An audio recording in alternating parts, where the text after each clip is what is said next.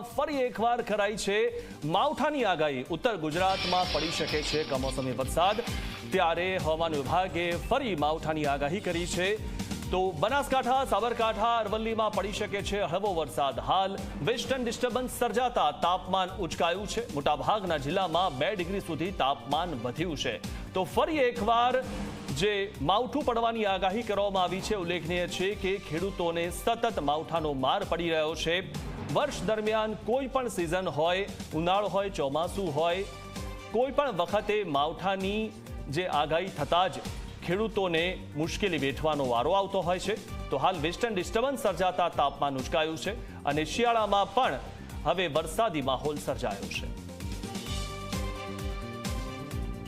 दिवस 1 है, उसमें नॉर्थ गुजरात रीजन जिसमें मेनली साबरकांठा, बनासकांठा और अरावली जो डिस्ट्रिक्ट हैं उनमें इक्का दुक्का स्थानों पर हल्की वर्षा की संभावना है दिवस 1 में।